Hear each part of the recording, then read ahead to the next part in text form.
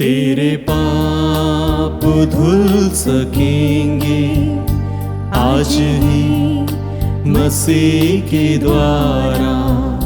तेरे पाप धुल सकेंगे आज ही मसीह के द्वारा।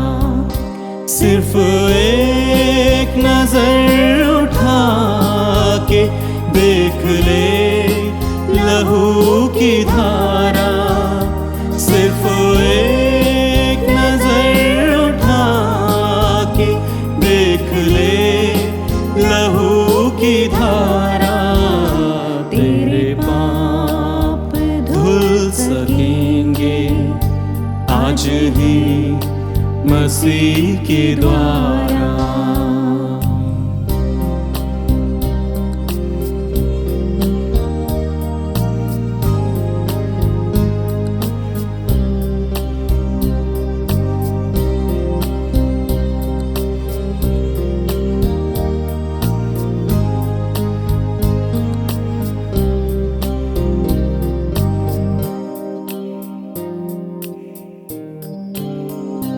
तेरी कोशिशों के बदले क्या बता तुझे मिला है। जिंदगी खुशी से भर दे कोई ऐसा सिलसिला है। तेरी कोशिशों के बदले क्या बता तुझे मिला है। जिंदगी खुशी से भर दे कोई ऐसा सिलसिला है। तुझे कुछ ना दे सकेगा तेरे भाग्य का सितारा। तुझे कुछ ना दे सकेगा तेरे भाग्य का सितारा। सिर्फ एक नजर उठा के देख ले लहू की धारा। सिर्फ एक नजर उठा के देख ले लहू की धारा। तेरे पाप धुल सकेंगे आज ही मसीह के द्वारा।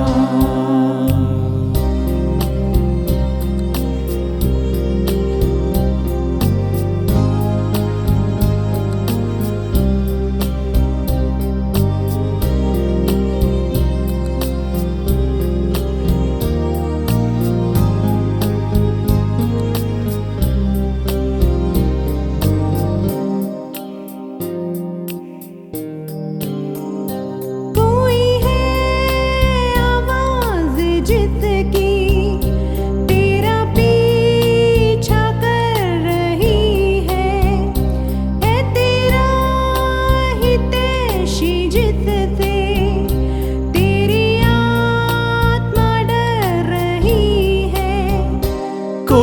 है आवाज जिसकी तेरा पीछा कर रही है तेरा हितैषी जिससे तेरी आत्मा डर रही है।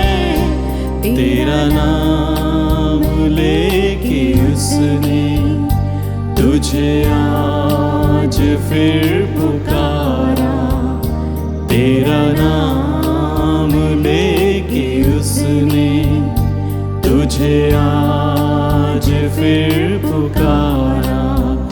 सिर्फ एक नजर उठा के देख ले लहू की धारा। सिर्फ एक नजर उठा के देख ले लहू की धारा। तेरे पाप धुल सकेंगे आज ही मसीह के द्वारा।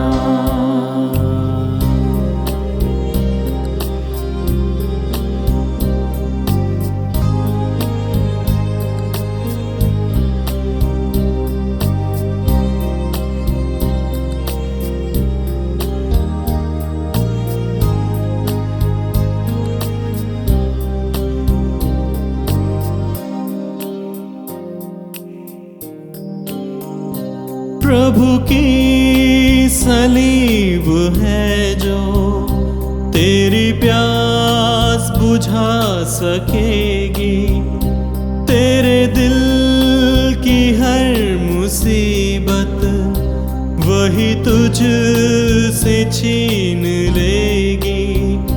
प्रभु की सलीब है जो तेरी प्यास बुझा सकेगी, तेरे दिल की हर मुसीबत वही तुझ से छीन लेगी। वो खुशी के साथ देगी नए जीवन का किनारा, वो खुशी के साथ देगी नए जीवन का किनारा। सिर्फ एक नजर उठा के देख ले लहू की धारा, सिर्फ एक नजर उठा के देख ले लहू की धारा। तेरे पाप धुल सकेंगे आज ही मसीह के द्वारा, तेरे पाप धुल सकेंगे आज ही मसीह के द्वारा।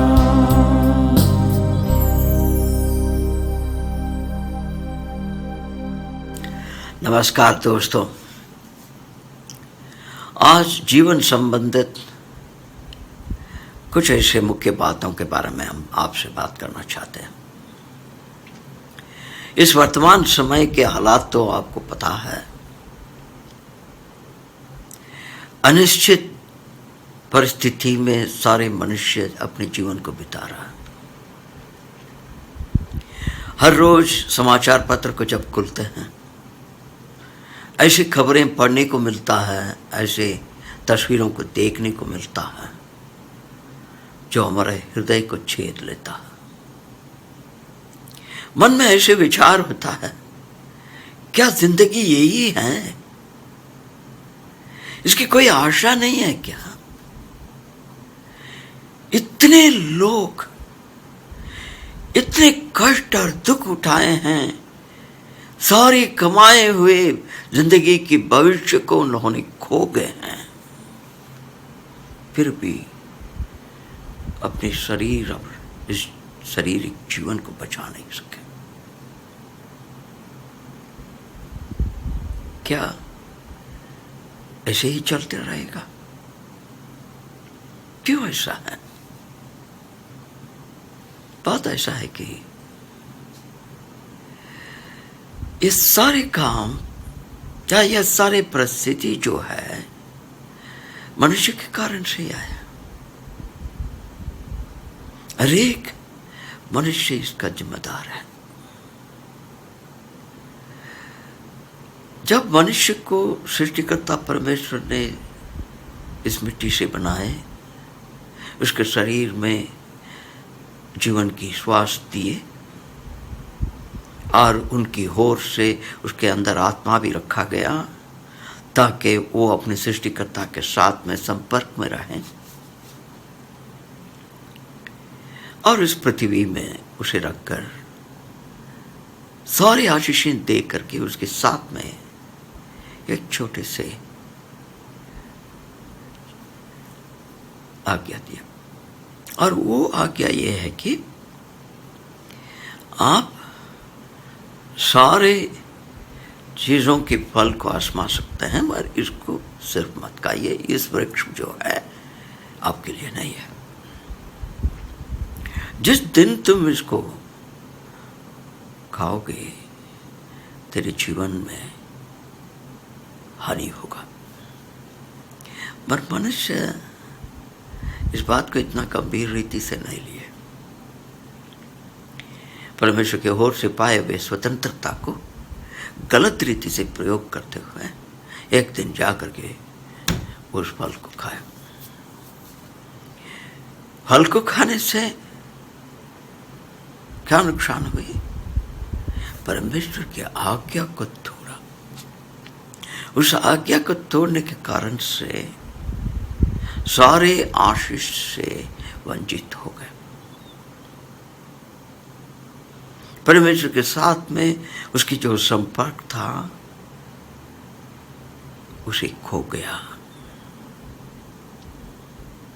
और दंड के रूप में, उस पाप के काम के परिणाम के रूप में शरीर में मृत्यु प्रवेश किया। ये मृत्यु दो किस्म के हैं, एक है शरीर का, एक है आत्मा का। शरीर तो एक न एक दिन मिट्टी में मिल जाएगा, सारे लोग बोलते हैं, हम जानते भी हैं। और ये आत्मा कहाँ जाएगा? ये आत्मा जो है अपने सृष्टिकर्ता की उपस्थिति में जा नहीं सकता है, स्वर्ग में प्रवेश नहीं कर सकता है, अपने सारे पापों की दंड को उठाना पड़ेगा। आप सोचते होंगे किसी ने पाप किया, मेरे ऊपर क्यों दंड किया गया है? यह सच है कि पहला मनुष्य ने पाप किया, मगर वो पाप के स्वभाव जो है पीढ़ी पीढ़ी से हर मनुष्य के अंदर है।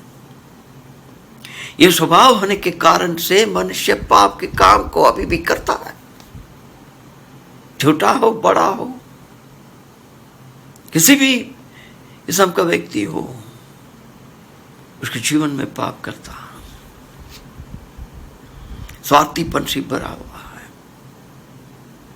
ये सारी परिस्थिति और हालात जिसमें बहुत से बेगुनाह लोगों की जीवन खत्म हो चुकी है, इसके कारण मनुष्य की पाप के स्वभाव और स्वार्थीपन है। मनुष्य इसी में लगा हुआ है, कैसे भी कोशिश करके सारे संसार को प्राप्त कर लूं। मैं संसार को प्राप्त कर लिया तो सब कुछ मुझे मिल जाएगा करके। मगर इस बात भी गलत है। इन दिनों में हम देख रहे हैं कितने लोगों ने अपने भविष्य के लिए तैयार की हुई सारी योजना को खो गए, संपत्ति को खो गए, मगर जीवन को बचा नहीं सके। अपने जीवन की हानि उठाते हैं अपने स्वार्थीपन को पूरा करने के लिए। जिस परिस्थिति में मनुष्य जो पहुंच चुका है, उस मनुष्य को परमेश्वर ने बचाना चाहा, क्योंकि मनुष्य अपने कोशिश से अपने आप को बचा नहीं सकता है। इसलिए सृष्टिकर्ता परमेश्वर एक मनुष्य का रूप धारण करके इस पृथ्वी में आए। उनका नाम है प्रभु यीशु ख्रिस्त। वो इसलिए पृथ्वी में आए कि मनुष्य को इस परिस्थिति और इस नाशवान परिस्थिति से बचाकर आशीष में उसे प्रवेश करने थे। वो जब इस पृथ्वी में आए तब उन्होंने दो सवाल किया। उसे मैं पवित्र शास्त्र बाइबल जो परमेश्वर का वचन है उससे से मैं पढ़ के आपको सुनाऊंगा। यदि मनुष्य सारे संसार को प्राप्त करे और अपने प्राण की हानि उठाए तो उसे क्या लाभ होगा? यदि मनुष्य सारे संसार को प्राप्त करे और अपने प्राण की हानि उठाए उसे क्या लाभ होगा? दूसरे प्रश्न, मनुष्य अपने प्राण के बदले में क्या देगा? अब सोचने की बात है। अपने सारे संसार को प्राप्त करने के लिए हानि तो उठा रहे, इससे क्या लाभ हुआ? मृत्यु जब आई तो सब कुछ बर्बाद हो गई। मगर इस जीवन को बचाने के लिए, इस आत्मा को अनंत की नष्ट से बचाने के लिए, परमेश्वर के संग हमेशा संपर्क में रखने के लिए क्या दे सकते हैं? क्या अपने संपत्ति को खर्च कर सकते हैं? यदि यह सच हो सकता है तो आज कितने लोग अपने जीवन में अनंत की आशा प्राप्त किए होंगे। यह असंभव है। परमेश्वर खुद कहते हैं पाप की मजदूरी मृत्यु है, वो मृत्यु को हर मनुष्य भुगतना ही पड़ेगा, इस दंड को उठाना ही है। और इतना ही नहीं, ये शारीरिक मृत्यु को होने के बाद इस आत्मा के न्याय हो गए। हम अपने जीवन काल में इस पृथ्वी में क्या क्या किए हैं, इसके न्याय होगा। वो न्याय नरक की आग की सील, वहां पर हमेशा के लिए तड़पते रहना होगा और अपने सृष्टिकर्ता के पास में कभी भी नहीं पहुंच सकता। इतनी गंभीर न्याय है। मगर उस न्याय में परमेश्वर मनुष्य को जाने के लिए नहीं देना चाहा, क्योंकि परमेश्वर ने मनुष्य को सृष्टि किया और उसे प्रेम किया। इसलिए अपने प्रेम को मनुष्य के सामने प्रकट करने के लिए उन्होंने निश्चय किया कि मनुष्य ने पाप किया, मनुष्य ने पाप को दंड को उठाना पड़ेगा, इसलिए मैं खुद मनुष्य का प्रतिनिधि बन करके जाकर उसके पाप के दंड को उठाऊंगा।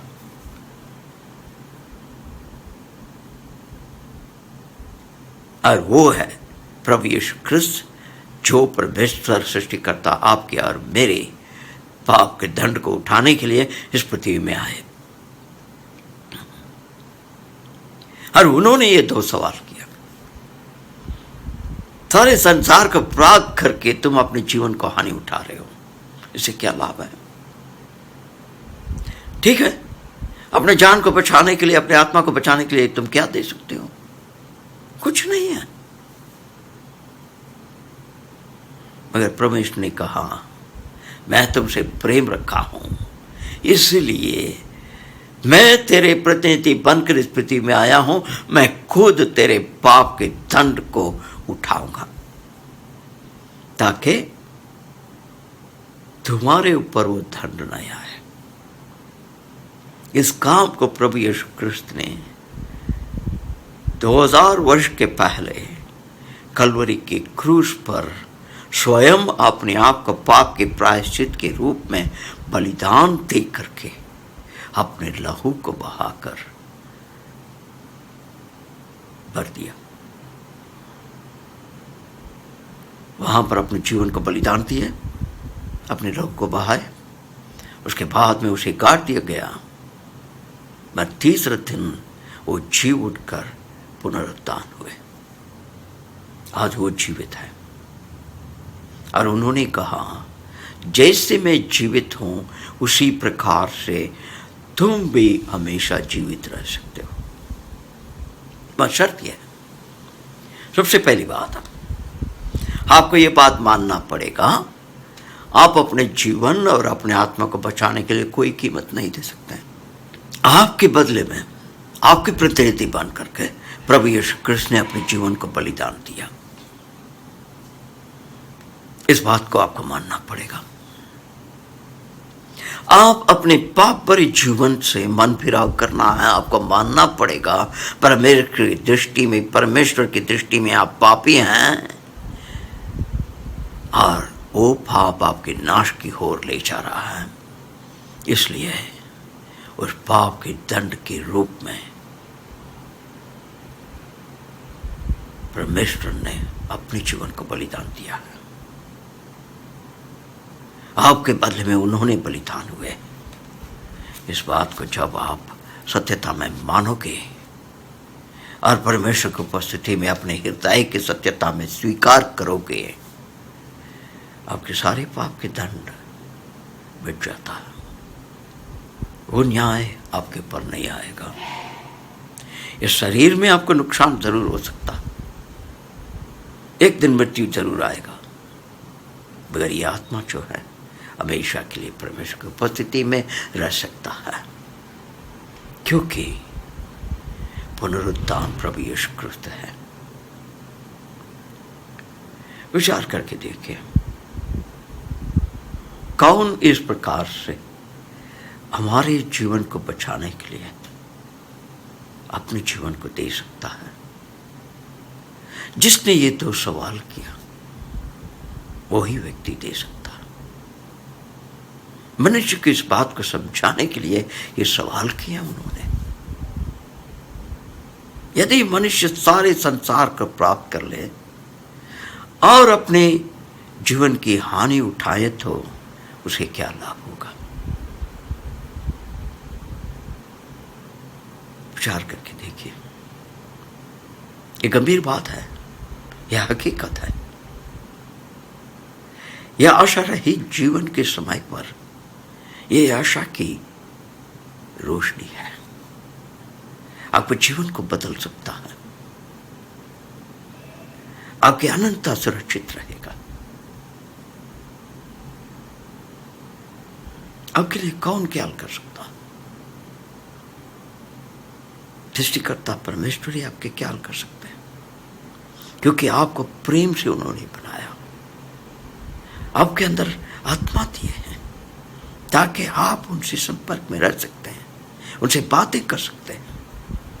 इतनी बड़ी आशीष दिया वह परमेश्वर, क्या आपको ऐसी नष्ट होने देगा?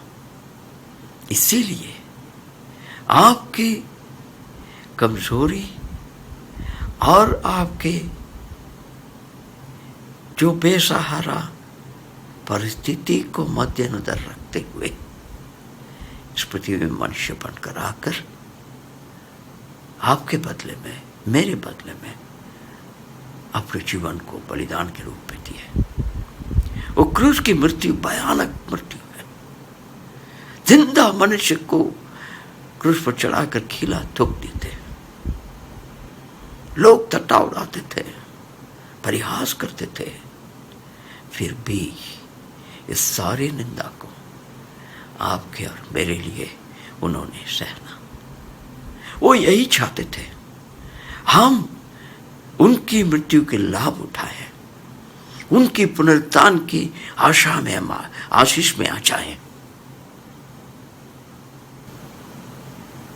इतने बड़े प्रेम आपको कहां से मिलेगा? कौन ऐसे प्रेम आपसे कर सकता? विचार कीजिए। मसीह यीशु आपके और मेरे पाप के लिए अपने जीवन को कुर्बान किया है। परमेश्वर आपका साथ दे। धन्यवाद। अगर आप अधिक जानना चाहते हैं या प्रार्थना के लिए अपना बोझ बांटना चाहते हैं तो दिए गए फोन नंबर एवं ईमेल आईडी पर संपर्क करें। सिर्फ एक नजर उठा के देख ले, लहू की धारा तेरे पाप धुल सकेंगे। आज ही मसीह